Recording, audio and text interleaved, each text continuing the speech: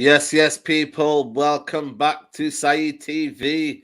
Double upload today, man. We did a double upload. You know what I'm saying? Till we out here at 12 o'clock with Musa discussing all things United and Grealish and Lukaku and all that. You know what I mean? Nonsense because people are working up, man. People are not messing around now, man. So you know what I mean? It's a mad thing, but we're gonna discuss Man United. It's a tactical show. I've got the two guys in the building. Man, like Adam first. How you doing, bro? Everything good? Yeah. Thank you. I'm all right. How you doing? You good? Yeah, man. I'm all good, man. I'm all good. You know what I'm saying to you? We're repping the Juve top today. I'm saying shout out to Confidential Cole. I don't support Juve, but listen, no tribalism. You get me? Like I just like the kit, man. So big up to you, man. Adam, you got the sorry, not Adam. Aidan, you got the kits behind you, the nostalgia. I think that's the 2001 kit, and then you've got the 07, 08 kit as well. You know what I'm saying, man? Big up, man. Yeah, man. Proper shit. It's actually got it's the Champions League one. It's got like the final on the front of it and everything, bro. Go on Depop if you want to find classic shirts. That's the best place I go. So yeah, man. Big up to Depop, man. 100%, man. So yeah, man. Big up to everybody who's locked in. Like I always start the show, man. Please smash a like on the video. So if you're watching right now, hit the like button right now. If you're on Twitch, shout out to the people on Twitch now. We're moved over. We're getting in the Twitch zone. So big up to everybody who's watching from Twitch. You know what I mean? If you haven't followed already on the Twitch, make sure you go follow that. Someone will have the link somewhere. I haven't got it on me right now. I need to put it in the description. But follow me on Twitch. And shout out to everybody watching there. But we're gonna discuss Bruno Fernandes. This one divides a lot of opinion. A lot of people, you know what I mean? It's crazy because if you looked at his stats, you're thinking, bloody hell, mate, what a player. But stats can be misleading. Stats can be put in a way where, you know, it doesn't tell the whole story, does it, Adam? No, and Bruno Fernandes divides opinion. Why do you think he divides opinion? Let's just kind of like figure that one out. Why does he divide opinion, do you reckon? Actually, that's a good question. That's a very, very good question. I guess it's a matter of personal taste, and we are moving into an era where fans, they don't really like to think. They like to be given the product. This is a society as a whole. You don't like to think for yourself. You don't like to analyze and interpret for yourself. So you like an already made product, and that's what you get with the likes of Rashford and Bruno Fernandes. You don't need to appreciate really what they do as long as the numbers speak. But then again, numbers are misleading. They really, really are misleading. So Bruno is a very divisive figure in the United squad. And I just don't believe no one assesses him correctly. I think that's the biggest problem with Bruno Fernandes. Same question to you, Aidan. Why do you think Bruno Fernandes divides opinion? Is it what we're in right now in terms of what we could get more? Is it because he has been missing in big games where you need him most? You know, people have got compared it to Cantona, not me, but a lot of people have compared it to Cantona, and it's been the best thing since sliced bread and all that. What do you make of him? Why do you reckon he divides opinion? I think it's because I think the thing about Bruno is, I'm not saying this is him intrinsically as a player because I haven't seen him really coached at the top level to change it. But his gameplay is, I think on football you have a scale. You have a scale of players. Each player is different, and the way players play is different. You have people that are very aesthetic, people call them aesthetics merchants. You know, they don't really. Sometimes they're injured often. Sometimes they're not consistent in terms of goal scoring. But if you watch them, they come up with these incredible moments. They're very nice on the eye. You know, I'm thinking of likes of João Felix, Dembele. Maybe they haven't got the output and injuries, but if you're a football purist, you're going to look at them and you're going to think, I see them do something. Yeah. It's football. Why I love football is because of them. Yeah. On the other hand, you've got players that maybe, if you watch them for 90 minutes, they don't look great on the eye. You know, maybe their touch is wayward, their passing is inconsistent, but they get a lot of goals and assists. And you've got two polar opposites. And if you're talking about Bruno, he's probably as far to one side as you can get. You know what I mean? As in, he gets a lot of goals and assists, but he's not exactly easy on the eye. And I think that's the reason why he's so polarized, because there's two select camps in football. I think what people need to realize is one isn't necessarily better than the other. It's just there's always going to be people that have preferences. Do you know what I mean? It's like telling somebody your favorite color can't be blue. It's like, do you know what I mean? Like, it's the way you watch football. Personally, I'm more of an eye test guy, but I think that's why it's hard to argue Bruno, because I did use that analogy. Try to tell someone, why is your favorite color blue? they just tell you, well, That's it is. Do you know what I mean? So, you know what I mean? That's my opinion, at least. That's why I think people who rate Bruno very, very highly are the very same people who were very, very harsh on Pogba. I don't believe the fan base would love Bruno as much if didn't have Pogba in mind. The thing is, Pogba at that price was supposed to. He was never supposed to score goals. He's a midfield player. He was never. But the thing is, Pogba, the haircuts and all that, and the media and everything. He left United. There's some. The love for Bruno is somewhat related to the hate to Pogba. In the way I see it, and it's true. It's true. It's connected, isn't it? Yeah. It is. My thing is, right, I think the problem is at Man United. I think for me as a football purist, there's you have to do more, and it sounds very, very weird, but you have to give more than just goals. I think there's a lot of things, and he has contributed a lot as well in terms of kind of that GA mode. I think I don't really like to use the GA because, again, I'm a football purist. You know, if people saw Iniesta in this modern era, I think everyone would call him a fraud because his numbers weren't the best. You know what I mean? But reality, Iniesta is one of the best players I've ever seen. Ever. So it depends on, again, what you've been brought up with and what you've watched and how you see football. The thing my Bruno is about accountability. That's the biggest thing for me. Accountability in terms of how the coach sees him and operates him in the football team we have right now. Because when I look at it with Bruno Fernandes, he's almost like a second striker. Like, I've been there watching live. He's almost like a second striker to the point where he's almost more advanced than the actual striker. So someone like Cavani, someone like, I don't know, Martial, he's more advanced. And I'm just thinking, is that what an attacking midfielder should be doing? An attacking midfielder should be creating and should be in and around that number 10 role and kind of making that link between the midfield and the attack. I think he's almost like he's more forward than creating. And then what has that done is it's made McFred look even worse. The worse as it is, McFred, it makes it look worse because then the protection they need, they're almost getting overrun every game. Because there's not much protection, and it's almost a little wide goal. So my thing is, I test GA. Listen, if he wins those trophies, I think everyone doesn't care. But the fact we're not winning trophies, Adam, it makes it even worse because when you need him at that moment, the GA won't be there for you because you need to rely on your own ability. You know what I mean? Yeah, of course, you're absolutely right. And the thing is, I believe it goes back to the coaching because people believe that I don't like Bruno Fernandes, but I like him. I think he's a good player. But the thing is, he's giving no instruction and he plays with pride. So he tries too much. He tries too many long passes. He runs with no discipline really because he reminds me of an attacking-minded Herrera sort of player. He plays with his heart out. You know, he really, really wants to play for the team. But with no instructions, with no coaching whatsoever, he can only look bad. Of course, and he's on penalty duty. Let's not forget that. So that those stats are somewhat inflated by the fact that he takes every single penalty and he's good at them. But coaching is responsible for the poor Bruno we are seeing, or at least in my eyes. I think it's the big part is that he's not coach, and no one is. I'm going to read a couple of comments because this one's going to be a very, very interesting tactical show. King Lace with a super chat. Big up to King Lace. He goes, numbers aren't misleading though. They prove what you give to the team. Rashford gave us 36 goal contributions injured, and Bruno, I don't know his numbers, but he was our best attacker. Those goals and assists gave us out points. What do you make of Aidan? You know what I mean? King Lace is trying to say, listen, what you guys moaning about, you know, these guys are contributing, and without them would be nothing really. But you know, do you see that as a metric for your team? Would you rather have that, or you know, someone like Ricky? He's always said for me every time I've seen it, he goes, it don't matter who scores. Yeah, you know, it's about the team functioning well. And if you can have a team functioning well, it's probably better for the team as a whole going forward in the long term, isn't it? Yeah, I think.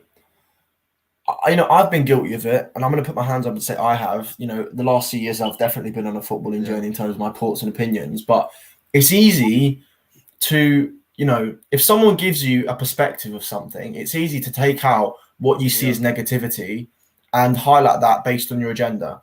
And I think there's a lot of people that just don't like people that don't look great on the eye, so they completely slate Bruno. I've done it in the past, and I shouldn't be doing that. And there's people with Pogba that are completely unaware to his technical ability, and they have no idea his IQ because he doesn't score a lot of goals from DM, which is ridiculous.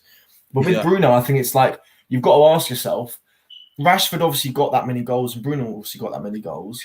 But the moment they go into a system, and this isn't even necessarily a rigid one, you know, Southgate's one, offensively, it's not particularly rigid. They didn't look that good. I think there is an element of the reason why they're so inflated is because a lot of the attacking output is played through Rashford and Bruno. If you watch us, there's no attacking output through the outside, the right side. Remember versus Villarreal, they left Wan-Bissaka and they doubled up on Rashford and Shaw because they knew that nothing happens. So absolutely. I think at the same time as like someone can criticize Bruno and say he's dead, obviously he's not dead because he gets all these goals and assists. We haven't had a player like that in ages. But you've also got to consider, why is that happening? Why is it happening? Has that got a correlation with why we're not winning trophies? Because I do think the McFred play everything through 2 or 3 players offensively is part of the reason why we're not winning trophies, because it's very easy to stifle. Bruno and Rashford are the only players that score for us. Everyone else refuses to score. I mean, Greenwood at times, but it's very easy to stifle. If you stifle, sure, that's Rashford what I'm saying. Bruno, who else have we got? Who else have we got? You don't need that though. Look at the Glazers. But you've got to look at the Glazers. Like, why have they not bought a DM to support Pogba? Why have they not bought a right ring? Well. You know? and again, Ole, why has he not been rotating? So it's so deep rooted. I tried to move away from that. It's XY player. It's the Glazers not buying players and that affecting on the pitch. Ole not making the decisions and players not coaching. It's a load of things. It's like a myriad of things. No direction of football to put the club in a certain direction. Exactly. This comment here, Adam.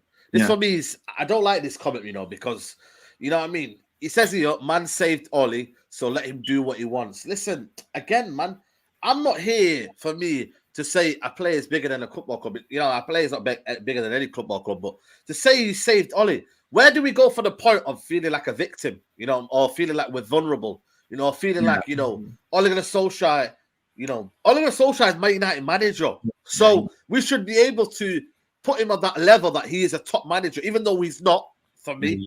But we should be able to say, if he's at Man United, then he should be respected as a Man United coach or Man United manager by giving right, not my right, because I don't think he's a manager.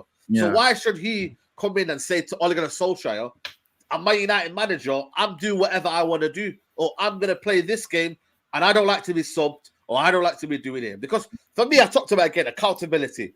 Bruno Fernandes, some games, has almost been left to do what he wants. And I'm like, what's going on here? Yeah, absolutely. You know what I mean? He's going over here. The midfielder's left wide open. Absolutely, mate. And you know what? This goes back to what we said last time about the developing of a culture of non-merit at United. Ole didn't deserve the job. Rashford didn't deserve the contract at the number 10. And that's the thing. You have Bruno Fernandes, who's allowed to do pretty much whatever he wants on the pitch. You have Marcus Rashford, who's allowed to do the same thing. You have Mason Greenwood, who's allowed to do the same thing. That's too, and then you have Pogba, who you want to be creative. That's too many players, and then he's stifled out as well because he's so deep. Exactly. There are too many players allowed to do whatever they want. And if you take a look at Barcelona under Pep Guardiola, he had Thierry Henry, and he benched him because he had only Messi allowed to do whatever he wants. And we're talking Henry here. So you can only have one player to be allowed a certain level of freedom on the team. Because if you have too many players allowed freedom, that means you don't have a system. And the irony is, people will say Ole was saved by Bruno Fernandes, or the same people who will say that Ole is a good manager. I mean, you need to fix up. Was he saved by one man, or is he a good manager? Because you can't have it both ways. Yeah, I know. It doesn't add up. It doesn't add up. It really doesn't. And going back to the super chat about the stats are not, the numbers are not misleading. The thing is, numbers are misleading because what we are talking about are not stats, they are numbers. Because stats is the use of numbers. Because look, I'm still at school. I'm doing a master in world psychology. I do stats every day these days with big software to do only stats. And stats is the use of numbers and the interpretation of those numbers. Because I have, for example, I'm completing the master on a study. And then I have, for example, some results that are statistically significant, which show a difference between two groups compared. But I know that within those two groups, there are certain data that are inflated, and they don't represent. Yeah, of course. Yeah, of course. They don't represent that group. So I had to do something with them. And when I made the adjustments, I don't have, and nothing is significant in between the two groups. They're no different at all, and they are the same numbers.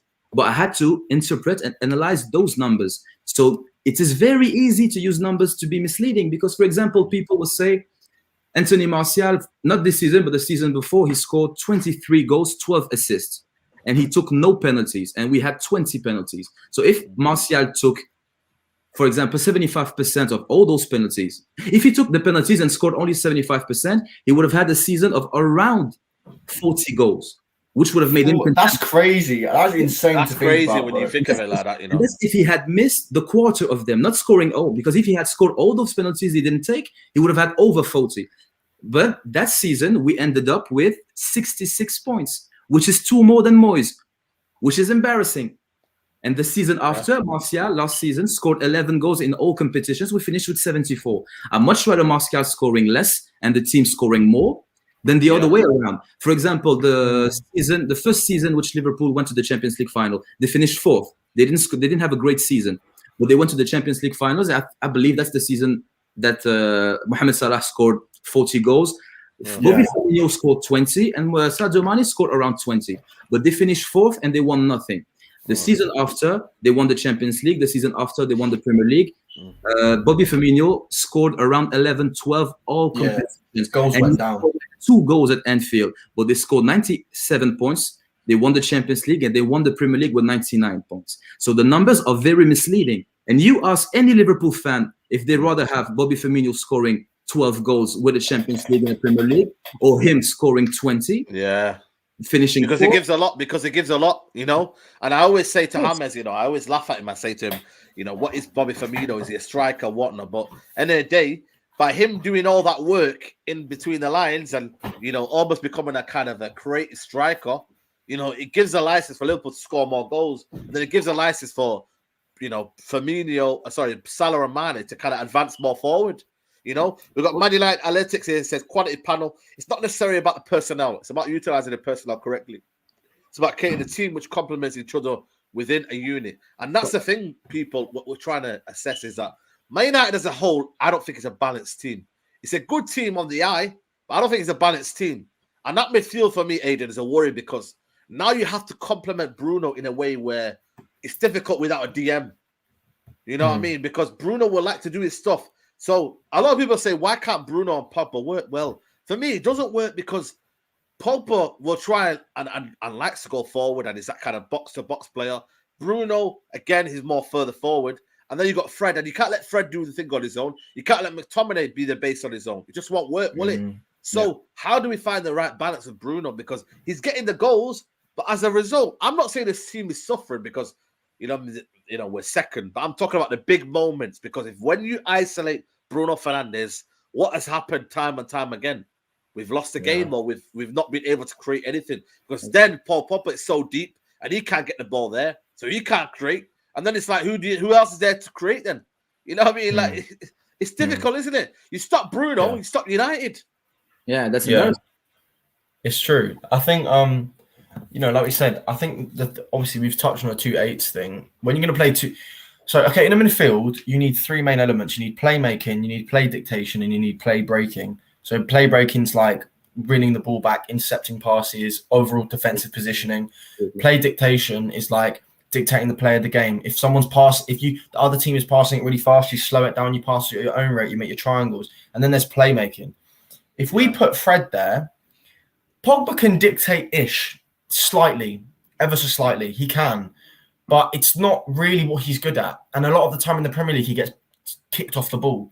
We have 2 playmaking 8s in Pogba and Bruno. We'd have 1 play breaker. We don't have any tempo dictation. That's probably the most important element of the midfield. You need to retain possession. If you can't dictate the tempo, you can't win anything. So that's what I'd say is that's why if you're going to play that midfield, you're going to have a fullback that tucked in. I mean, I said that. If Pep was to play his 17-18 2 playmaking 8s midfield, I think he would have used Fosu Mensah maybe at left back. Because if you look at the profile of player, he's good on the ball. He can play at DM. He's a fullback, but he's probably like a Zinchenko type. Obviously, I don't think he's good enough, but that's the type of player we need to have. Shaw's definitely not going to get dropped from left back. So we need to have Wan-Bissaka. I mean, I know people saying that we don't have to have a fullback tucking in, but if you want to give all that burden to one DM, bro, you know, Maguire comes out a lot. Varane probably would stay back. Maguire comes up forward the ball. So you'd have Fred and Maguire staying back. It's Fred and Varane. I don't know if in the Champions League finals that's going to be reliable, but we're going to have some sort of fullback tucking in or something. And also you've got stuff like touchline wingers. We're going to have touchline wingers because if you have a fullback that tucks in, who's going to provide the width? So it's a complex system because it's like with Walker never provided width for City. He never does. Yeah. If you look at his stats, they're not that good. He's always inside. He's always in the inside. They've had someone like Sane or Sterling on the wings. Yeah. So it's a complex system. Because the thing with the 4-3-3, we of all formations, we can't play the 4-3-3 because not even because of the midfield, because of the wingers even. We don't even have the right wingers to play the 4-3, let alone the midfield. So, and the way we see the coaching staff and the fan base talking about the club is the general feeling is people really do believe that you need to get one man to defend, and that is creativity is the responsibility of only one player. For example, Bruno is the creative player, and we need, for example, a midfielder to be the defensive one. People, they never get in the idea. It's a team sport. It's a team sport. Yeah. For example, if you take a look at the Liverpool team who scored 97 and 99 points back to back, who in that midfield is in charge of creating? Henderson, Wijnaldum, and Fabinho or Milner. They don't have the number 8s like we believe. They don't have Bruno. They don't have Pogba. They don't have David Silva. They don't have Kevin. So how do they create more then? It's a system thing. It's a system thing. It's the fullbacks, bro. It's the fullbacks. Yeah. If you watch them, Firmino, obviously, he's scored a lot of goals in the past, but I think, I can't remember where he was in Germany, but he was a 10 originally.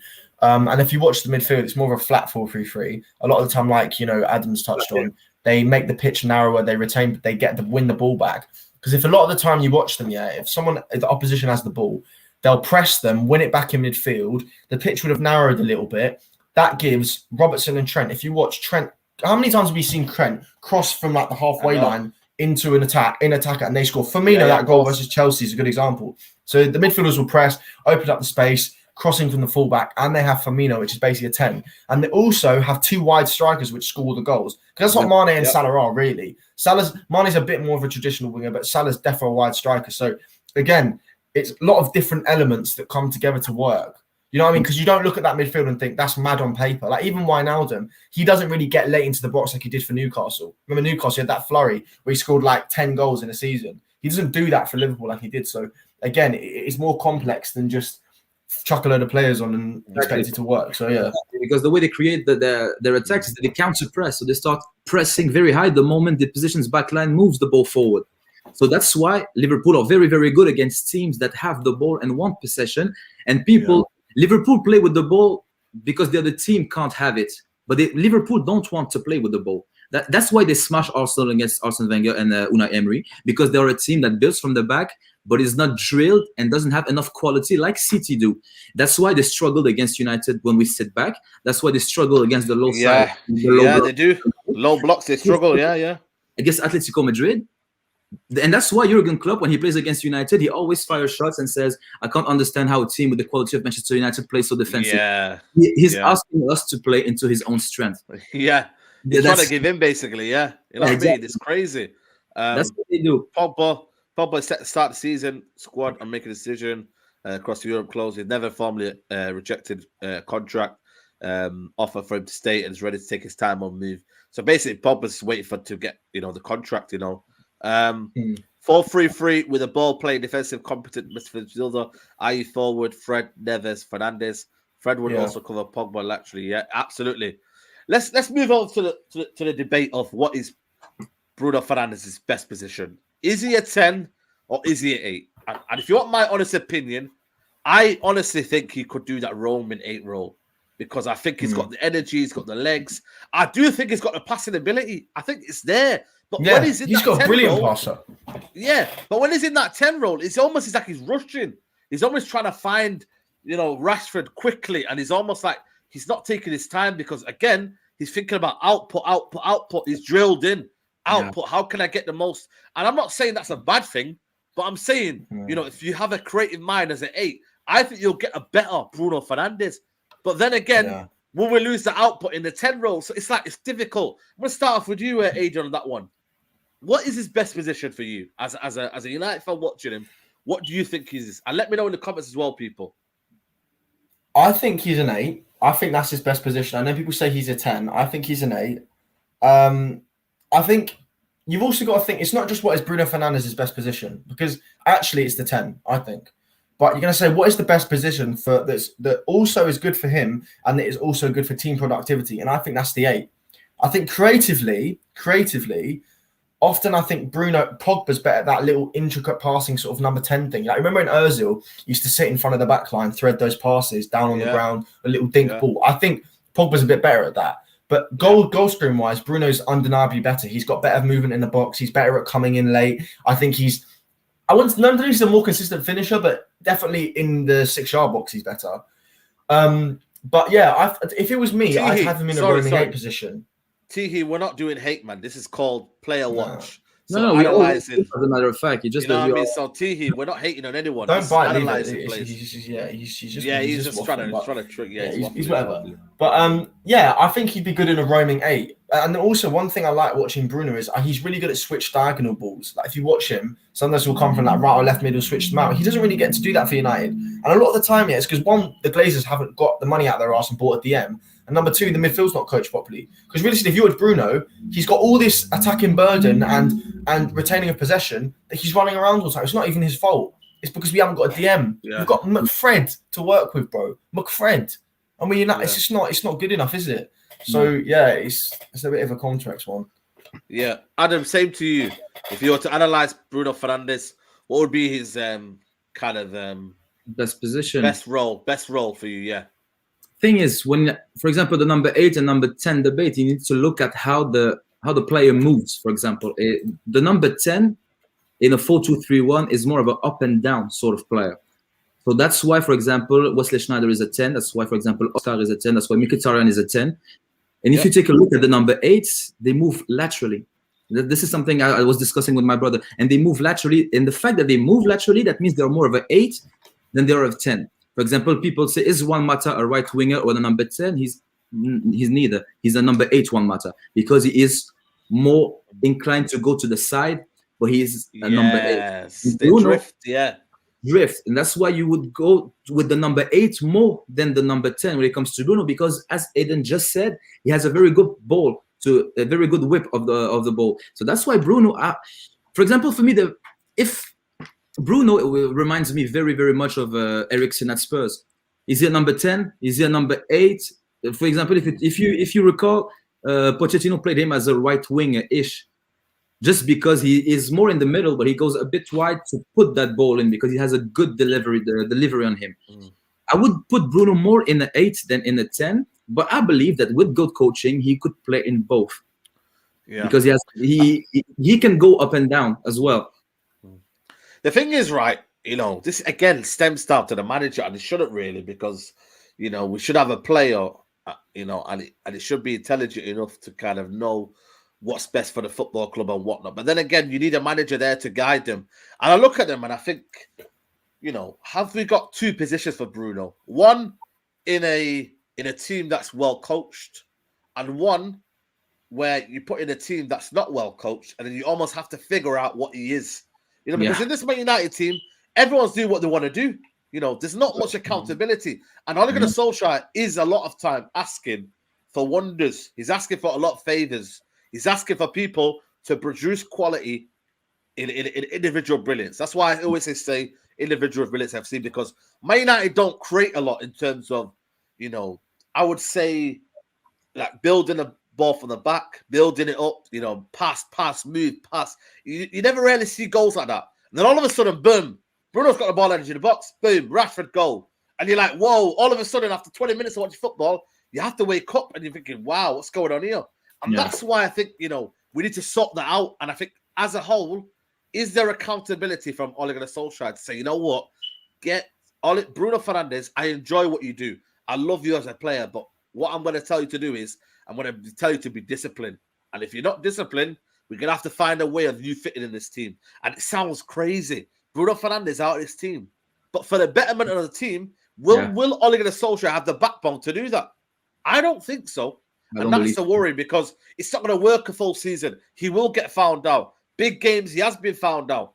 But then again, he's also scoring against the lower less teams, and he's proving the difference. You know, if you ask me, he is proving it. He is getting the goals.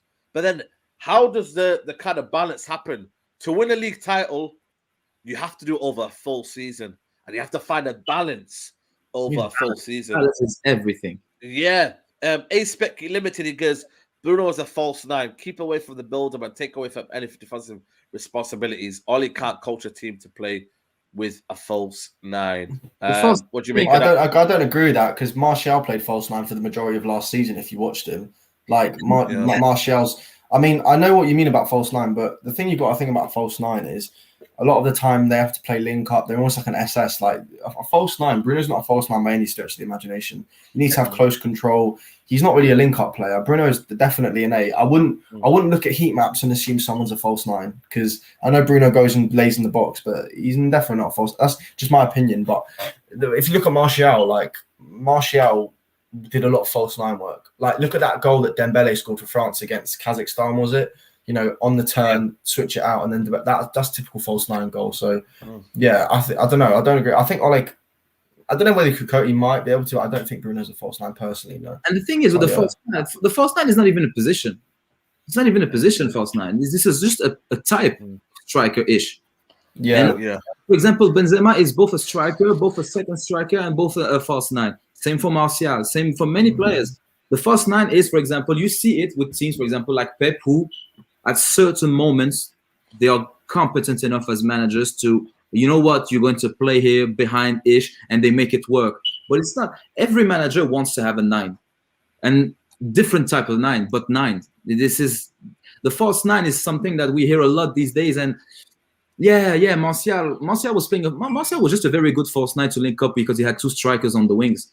And if you play with 2 natural wingers and 2 very good fullbacks, Martial will play as a lone striker, and he will have crosses, and he will score more goals as a so-called proper 9. So this false 9 is just no. Bruno's not a false 9. He's a midfielder that scores a lot of goals. Like Frank Lampard was never considered a false 9. I guess that all of a sudden he is now, isn't he? Prince Kawami says he can't pass, not press resistant, and no ball retention. I mean, if you want to be a number 10, Aidan, you need to have, you need to have all of them, because, especially passing through the lines, finding the strikers, press resistant, you know what I mean? Because a lot of teams will come at you, you know what I mean? There are aggressive centre backs. Like, what I'd say is, with the thing about can't pass, Bruno can pass. Like, I don't agree with that. He can't pass. I think the thing with Bruno is, I think people are comparing him. The problem is that the Pogba fans are the people that say, like I've said in the past, I don't say this, but Bruno can't pass. You're comparing him to Pogba. Pogba is one of the best passers in the world. He's literally one of the best passers the last years have ever had, So not many people are going to look good next to Pogba. If you watch Bruno, people say he can't retain the ball. Why would he retain the ball? He's got all this offensive burden trying to score, because we've got trash DMs and we've got a manager that can't coach a midfield. That why would he retain the ball? If he sits there and if Bruno did what people want, sit there and retain the ball, people would say he doesn't score. So he hasn't really got a choice. If you watch him, all these wayward passes are only because he's got no midfielders to support him, and he's got fullbacks that aren't that creative. It's not necessarily his fault. It comes down to lack of system. Of course, and I don't think that Bruno is like he's the player that I think aesthetic people want. But like, why would he? If you guys want him, to stay there and retain the ball, he won't be able to do anything. Our team will literally fall apart, and he knows that, because we've got no midfielders that actually keep the ball. Keep the ball, you won't score. If you wanted Bruno to keep the ball, who is going to be our creative outlet? Yeah. When Pogba doesn't play, no one. Wow, that's a very good point. Atlanta won Tammy Abraham. Wow, that's crazy. What was it? Atlanta want Tammy Abraham. What a random signing that is. Crazy. Yeah. They're a good team, Atlanta. They're very, very strong, I believe. Yeah. But you know what the thing with Bruno is, and the way I sum it up with Bruno, I think Bruno is way better than what I see. I don't believe he's nowhere near as good as what a lot of people see. And no one assesses him correctly. I think Bruno is better than the player I'm seeing playing for Manchester United. I know he's better than that. But some people make it as if he's the best player since Canada. It's mad. It's mad. And coming back to what Aidan just said, and it's a very, very, very good point. And it goes back to what we were saying last time, building from the back in a 4-2-3-1 with Fred and McTominay. When you build from the back, of course, by definition, the other team is waiting for you. So when you have two centre half facing two holding midfielders, Fred and McTominay, you don't create enough angles to allow them to switch on the half turn to quickly progress the ball. That's why you play triangles in the 4-3-3, and that's why you play with a back three to build from the back, or a 4-3-3 and back three, because you create enough angles. In the 4-2-3-1, it's very, very difficult. It's fundamentally more of a counter-hitting system.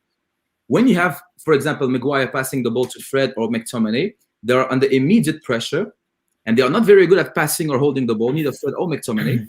But then again, if one of them passes the ball to Bruno, and Bruno is not very good at holding the ball, people say he's not press resistant. Bruno plays in the 10. If you try to pass the ball to Bruno and he's in the 10, that means he's about the halfway line. So he will have immediate pressure on him. So the fact that he's not able to properly hold the ball in that situation, that's not really his fault. He's back to goal in the midfield with a pass from Fred and McTominay. So as much as we can blame Bruno for his capacity or his press resistance, that's not his fault. And that's not Fred's fault. And that's not McTominay's fault either. They are put in a position. It's a mismatch, though. It's a mismatch, isn't it? Yeah, Everybody's it's a mismatch. How can you blame every single player? Doesn't make sense. Yeah, that's a good point. And I always say, because for me, when I look at Ole's kind of Solskjaer's team, he's assembly right now, it don't make sense for me. It just thinks for me, it sounds right, but does it work right? That's the way I look at it. It sounds right to have Wan-Bissaka, one of the best right backs in the league when we had him, when we bought him, one of the best ones we could have hoped for after Ashley Young. But did it mean right to build a title winning side? Because you're not going to have that kind of chemistry on the right hand side, because it's always going to be difficult. Wan-Bissaka will try tucking. He won't try, you know what I mean? It's very difficult. Technically, he's not the best on the ball, but that's not his fault. He's a defender. Again, in the modern era, you have to have good technical ability. You only got to look at Hakimi and what he's doing, you know what I mean, and what he will do at PSG. My thing is, a lot of the players, Aidan, they sound right, but they work right, and that's a problem with Ole Gunnar Solskjaer. What he's building is that with Bruno, you know, he's a player that I think most Premier League teams would want to have, but it's how you fit him in there. Yeah. You know, I could want someone like Bernardo Silva, but where would I fit him in the United's team? You don't know sometimes, you know. So certain players can come in the team and link it, but then you got to add in the Ole tax. For me, I know it sounds bad saying it, but Ole tax is real, because what it does is you have to think like Ole. You have to assume, or Ole wouldn't do that. When in reality, we should have the best coach in the world at Man United. We should be able to say that we can make that work. We can make Pogba and Bruno work, man. Our two best players, we can make it work, because we're Man United. We have the best coaches possible. You think in Alex Ferguson era, you know, we'd be able to say that? I mean, there was one time when Berbatov, Tevez, Ronaldo, Rooney were all playing.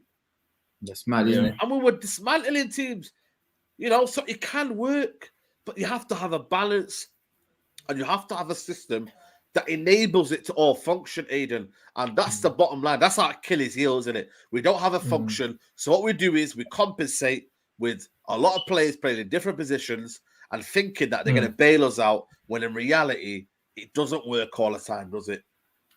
Yeah. No, it's true. It's true. It's like, you know, I always say, like, you know, if any of you guys like cars and stuff, you know, just put in the most amount of power in a car is going to make it go the fastest. The fastest production cars around the Nürburgring, they're not the Bugattis. They're not, mate.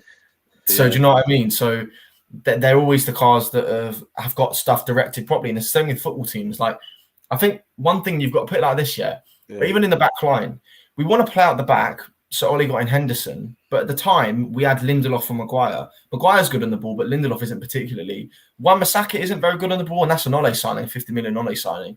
Neither is McTominay or Fred. They're not very good. Fred can progressively pass, but it's more so inching into the final third. It's not something where he can pivot and do balls over the top. It's quick. Yeah, and like even with the wingers, like, okay, we want to go with two wide strikers, but Ole also wants a traditional 9. If you're going to play Rashford and Greenwood, why do you want a traditional 9? That's that. Do you know what I mean? Like, look at Liverpool. Yeah. They have 2 wide strikers, but they play Firmino. Exactly. Do you know what I mean? It's like little things like this. Why would you want a Haaland type 9 if you're going to play wide strikers? It doesn't make any sense. It doesn't add So up. it's little things like this. Buying Wan-Bissaka for 50 mil when you want to play out the back, having wide strikers when you want to have a 9. They don't really make sense. Oh my God. Danny Ings has joined Aston Villa. That's it. Danny Ings. Yo. What? Aston Villa could be top 4, man. Aston Villa, man. Watch out for them, you know, next season. Danny Ings and Watkins, you know. How they got out? I mean, then that means it's probably... Bailey, Leon Bailey, Danny Ings, Jack Grealish, Emi Buendia. Are you joking? Jack Grealish is gone. Jack Grealish is gone. But... Oh no, still Jack Grealish is gone now. But Watkins as well. Wow. Leon Bailey, Ollie Watkins, Emi Buendia, you know what I mean? And Ings. What was that thing? You know, Friday. You know that movie Friday when? Damn. Yeah. What? I'm like, damn. What? That is insane. Mamba clap. You know what I mean? Mamba clap, man. You know what I'm saying, man? That came out of nowhere. There was not even any links, man. Yeah, I saw no links. That just came out of nowhere. No links, man. That's how a football club runs. Bro, what? Man United, what they do is we say we're into Camavinga, get the young teenagers excited. You know what I mean? Get the young ones excited, and then we're not, you know, we don't get him. And then we have there's an argument to be made that that's better than Arsenal's attacking options. Listen, Ings, Watkins, Buendia, Bailey. That's better than Arsenal. That might be better than Spurs if Kane. That's better than Spurs if Kane goes, bro. Yeah, seems fair. Damn. Wow, what a signing! We had to bring that up, man. Hey, listen, we're gonna. Oh man, I can't believe it. That's gonna be a head loss. What? Villa are not messing around, mate. They are not feeling again. That's not feeling sorry for yourself. That's not saying to yourself quality. It's about quality over quantity, man. They are buying quality. Apparently, they're buying Cantwell as well. They're going in for Cantwell, and also remember the Ward-Prowse deal as well. That's still not over the line. So oh my God! Yeah, they bid too low for Ward-Prowse. They bid quite low for Ward-Prowse apparently. Yeah. What season, isn't it? Yeah, this is going to be a mad season. I'm gassed, you know. Gee, I swear that season will be madness. Moment, I'm gassed, bro. Champions League football next season. It could be a possibility. Oh, imagine flipping Mings against like flipping Messi at like Camp Nou. That would be mad. Camp Nou, man. Listen, they have to at least aim for Europa League with Babe, Ings, bro. Watkins, you've still got the other guys in there, man. Yo, and then you've even forgotten the guy Traore was doing bits as well. Yeah, you know what I mean, Traore, they got the fullbacks, man. That's mental, bro. What? Jeez, and apparently they're gonna get Twanzebe as well. Yeah, maybe. You know what I mean? And we're playing them, you know, as well. You know, in the end of August or is it September? We're playing them at home. Bro, that's another tricky 3 points. That's another tricky 3 points for us, bro. We beat them twice last season, but that's another tricky 3 points. I don't think we are going to have a very good start of the season. I don't believe. I don't believe because the first team players are not playing. They just started training. They are just started training. I know. That's what I was saying as well to Rants before. They've just started training. There's no chemistry. That 4-3-3, you know what I mean? Like, we're talking about a 4-3-3. You know, how does Bruno fit into that 4-3-3 then? You know what I mean? How can you play 2 roaming 8s and then we don't have a holding midfielder? No, it's dead. And if Chelsea get Lukaku, that's a wrap. Oh man! Imagine if Chelsea get Lukaku. I beg. If they do that, you know, I'm telling you, if they do that, flipping Havertz and Lukaku, you know, and that is like, imagine Havertz and Lukaku, bro. That would be my days. Split strikers. Man United. Shall I be honest with you? Man United are bought signings they technically didn't need. Man United are bought signings because if you look at it, right, City and Chelsea are buying signings they need. Jack Grealish, and they'll buy Kane, by the way. I think Kane will come. You know what I mean? I don't think he's going to do all that camaraderie and not sign, not leave the club. I think he'll look absolutely, you know what I mean? When you look at Man United, yes, Sancho and Varane are good signings, but it wasn't the fact that our strike force was crap. And I would say defense, if you had a half-fit Bailly, it wouldn't be. The problem was this, all routes led to the DM role and not having and to the coaching. We isolate our front three, because that's what my brother was saying the last time. When you have, for example, if we go and we get a good defensive if someone's very good, but someone that doesn't fit the 4-3-3, someone like Prime Matic, even though he's a player I really, really like, Matic doesn't fit the basis of midfield three, just like Casemiro doesn't, just like Rice doesn't, just like Ndidi doesn't. And the thing is, when you have a very good player at that position that doesn't make the obvious mistakes that a Fred or a McTominay does, it shows. The thing is, when you have a player that doesn't make obvious mistake, but that doesn't fit the profile of a holding midfielder, it isolates the front three, and they don't get the abuse. The player in that position don't get the abuse. They will say, and then you have Pogba and Bruno that will have to come deep to get the ball, creating a massive gap with the front line. And then you have people say Sanchez is poor, Lukaku is poor, Juan Mata is poor. All of a sudden, Vinicius and Eden Hazard are dead. They didn't have the best seasons, of course. But then again, the symptom of having a player that doesn't fit the basis of the midfield is front three being isolated. And this is what we're going to have. So if we my thing is, I'm not saying that we didn't need to make the signings, but if we don't play them, if we don't get the midfielders, I think it doesn't ruin everything, but it just doesn't give us a balance. My thing is, if you'd have told me, right, 2 midfielders or centre back and a strike and a right winger, I know you shouldn't do that, because at the end of the day, Man United should be buying players. If we knew 2 midfielders or right winger or centre back, which one would everyone choose? My preference would be 2 midfielders. I don't know what you guys saying. If you had a choice, I'll tell you the issue with the midfielders, like, bro. Even if we get a DM, if he can play break, we still don't have a person that can dictate play like that. That's the problem. If you look at our midfield, Donny van de Beek can play make. He can dictate ever so slightly, but he's not like a De Jong type player. He's just not. Yeah. Bruno Fernandes, I like Bobo, can somewhat dictate, but he's a playmaker. Matic is finished. Well, maybe he can play a few games, but he's not the long-term answer. Fred and McTominay are both play breakers. We don't have anyone that can dictate play. Even if we get a DM in, are they going to be able to dictate play? So that's what I mean. As in, I think people are looking at us. We've got so many playmakers, and people are just thinking that means we have play dictation. We don't. We need a player like Kroos, player like De Jong. Mate, they slow the game down. They play at their own pace, bro. Exactly. We don't have that. Like, that's the thing. Absolutely spot on. And the thing is, we need a player that we don't notice when playing, but we miss when not playing. We need, for example, I think it's Noreddin who was he tweeted that he was not convinced about Ruben Neves because he never saw him get a man of the match performance or dominate games, and I answered, I quote tweeted him and I said, exactly, mate. We need a player that will link the play, that will distribute, that will quickly move the ball, that we don't notice. But when that player is not playing, we feel his absence. Like Carrick, like Busquets, like Jorginho, we need a player that we don't notice, but that we will dearly miss when not playing. And this is, I believe, imagine Carrick, bro. Oh, mate, Carrick will be. He's one of the most underrated players. I genuinely think Carrick's one of the most underrated players of all time. If ever.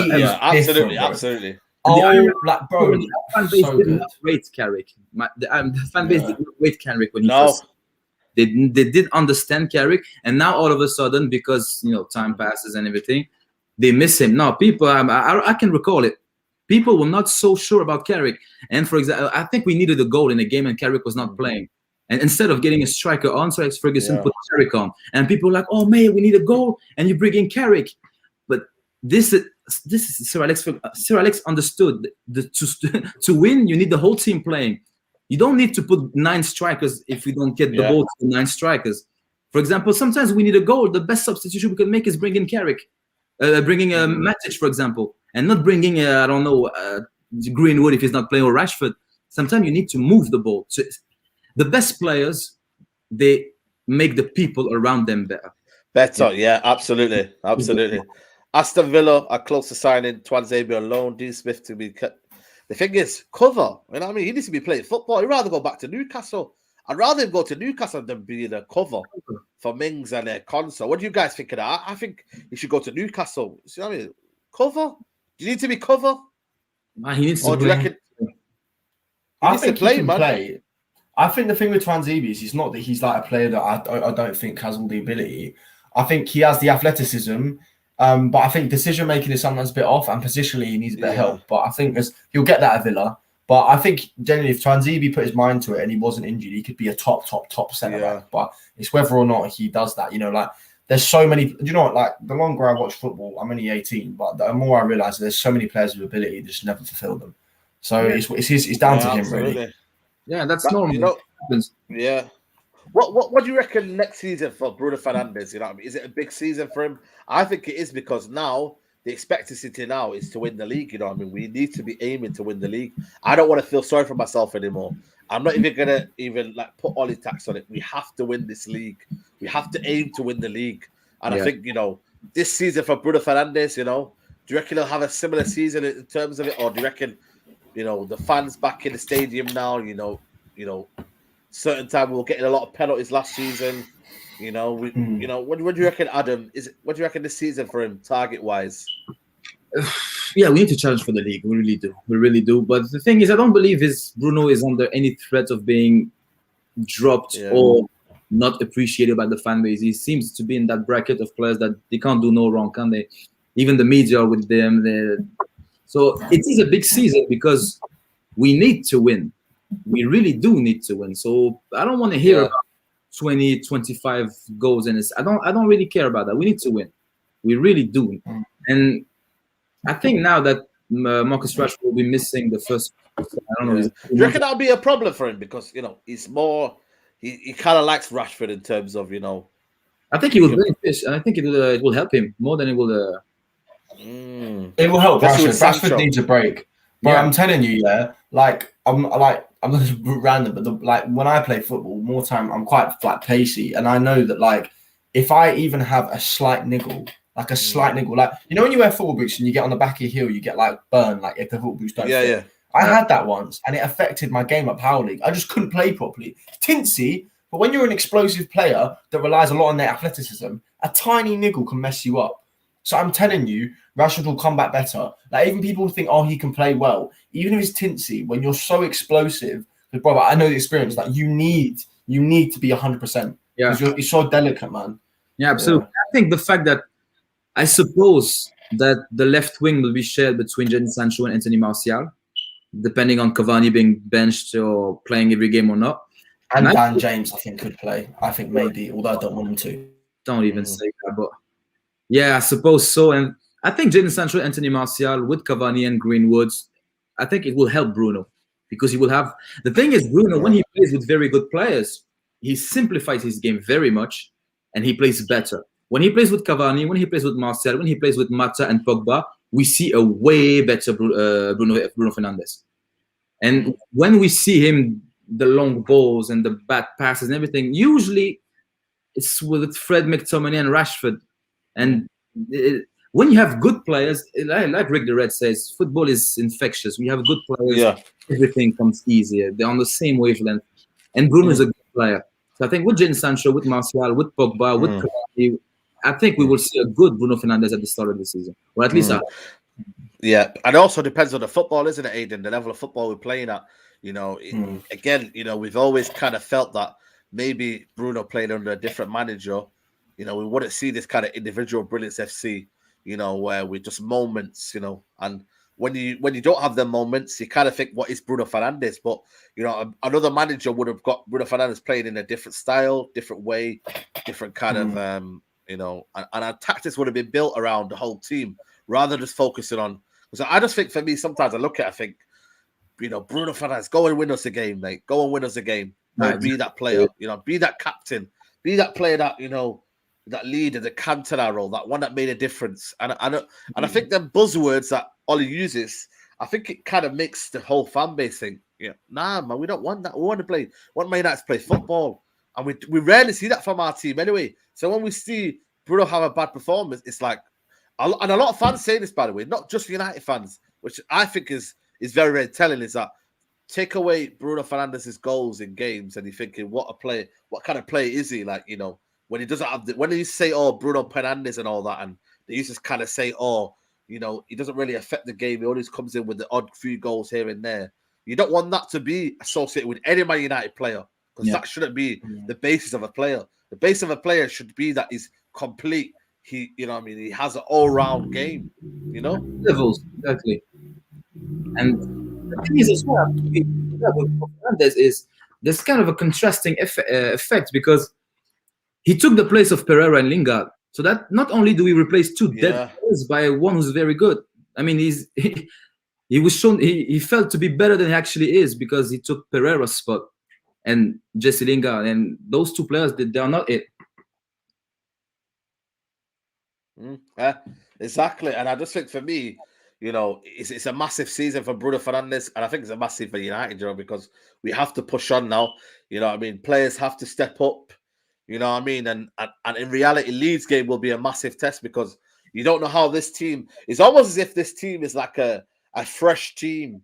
You know, it felt like for me, you know, remember the first season of Van Gaal? I don't know, but it felt weird, you know, because we left Moyes, and I felt like it was a new era. You know what I mean? He signed a lot of players that season. He kind of sold like Vidic, Evra, all them man, didn't we? Evra, all them guys left. Ferdinand. This feels like a kind of a new era, because it's like we don't know how these players play anymore. Yeah, exactly. I mean, you don't know how they play. You're almost thinking, what is this team based on? So I know exactly what I want to see. I'm excited for it though.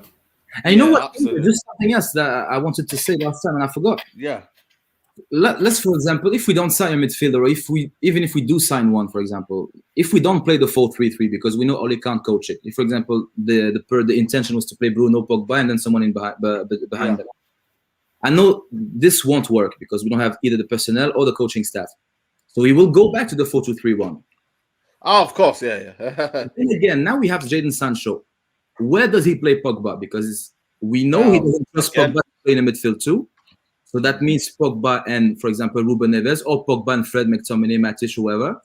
I think it'll be Pogba and McTominay. McTominay. But then again, I'd like to see Pogba and Fred, like that Frogba pivot, Fernandes, Martial left wing, Cavani up front, Sancho right wing, and then Varane, Shaw, Wan-Bissaka, Maguire. I don't really care about the keeper, because I think they're both finished, but not Henderson's not finished, but I don't think Henderson's good enough yet. I think with De Gea's just passed it. I think Heaton will start, man. I'm telling you now, Heaton will start. The thing is, Heaton will start, mate. Honestly, I've kept by my decision. No. Tom Heaton will start the season, mate. You know, and again, is Paul Pogba's best position a double pivot? I don't think so. I think it's better in a midfield three, on the left of the three, or on the left totally. Again, can we fit him in? That's why I said it's a very, very tricky situation for United. They have to tread carefully. Sell him or fit him into the team.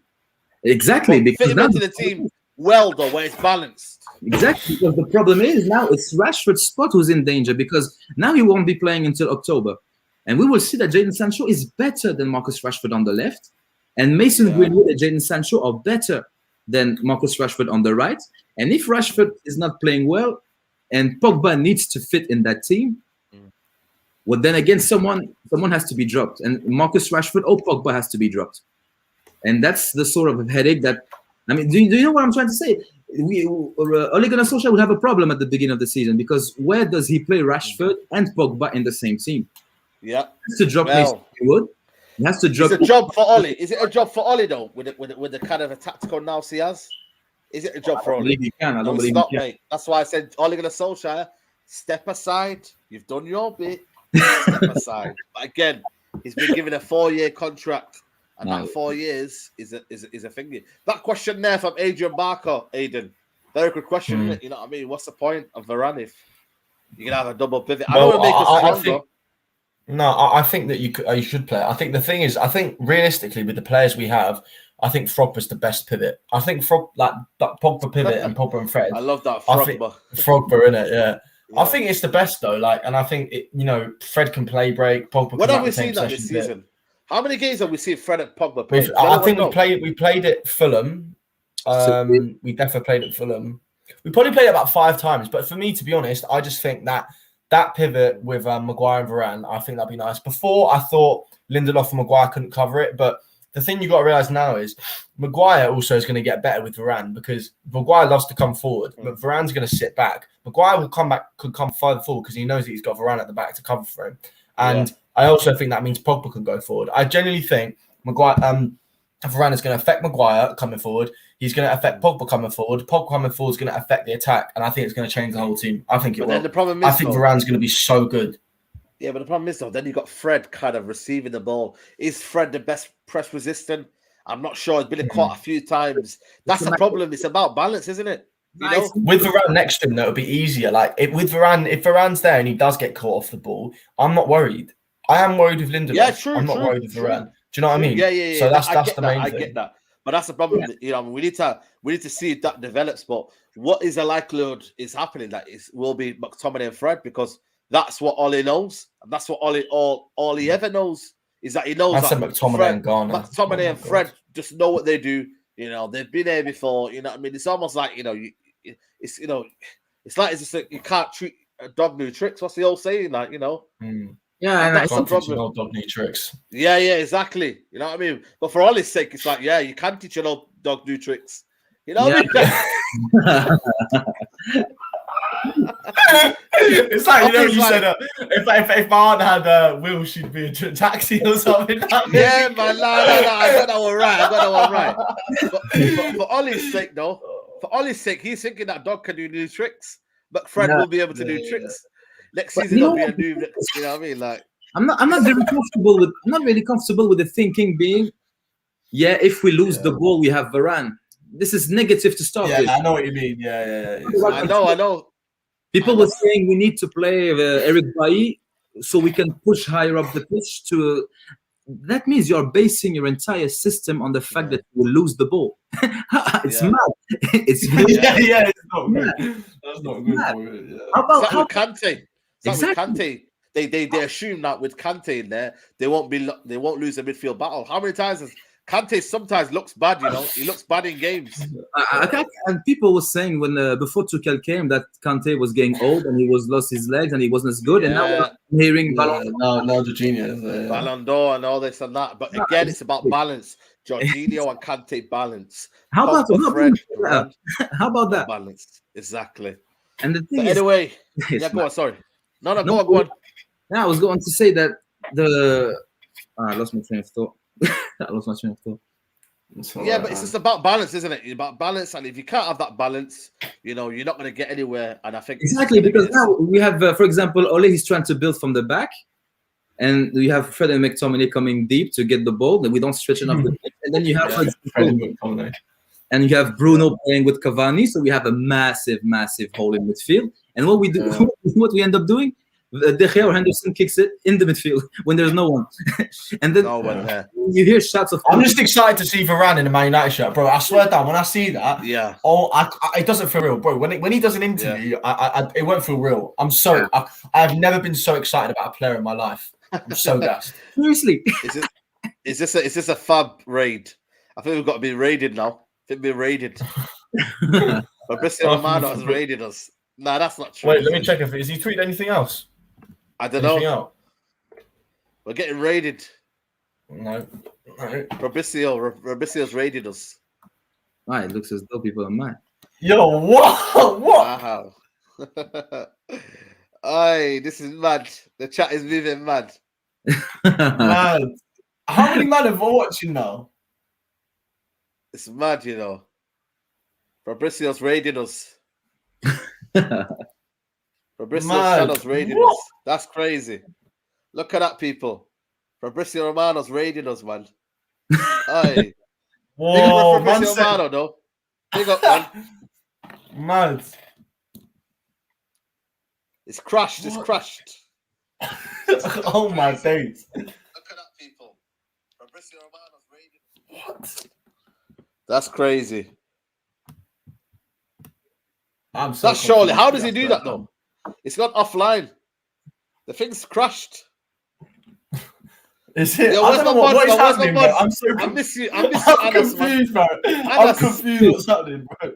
Let me not lie, man. I can't believe that. What? I'm confused, bro. Basically, I think Fabrizio Romano must have raided it. All right, listen, where's Anas? Where's my mods, yo? I missed them, man. I'm confused, bro. I can't even lie to you. Aye, that is gas. I'm gassed, yo. You're offline on Twitch now. Apparently, I'm offline now. I don't know what's happening, G. Man is bare confused now. Yeah, same here. I'm confused, but I don't know what's happening. Mad. Yeah, I have no clue what's going on. Big up eggs. Romano can raid from Twitch. Rance did it to Deluded. Yeah, but did he specifically say it though? I don't understand it. I'm confused, G. What's happening? You're back online now. Yeah, you're back online. Oh, we're back online. Oh, there he is. There he is. Is that him? Is that him? So we will not. Yo, what? Oh, here we go. Big up, man. Yo, That's check people if that's actually Fabrizio. I don't think that's Fabrizio. No, it can't be, surely. Nah. What? Nah. What? Nah. I don't know what's happening, bro. I can't even lie to you. Yo, big up Fabrizio, man. I stand with Aidan here. I'm confused. Mad viewers. Yo, man's just chilling, bro. Oh my God, it's got a tick next to his name. Racing. That's mad. Fabrizio, you know, I told you, man. You get me? Man's Ollie out though. Come on, my G.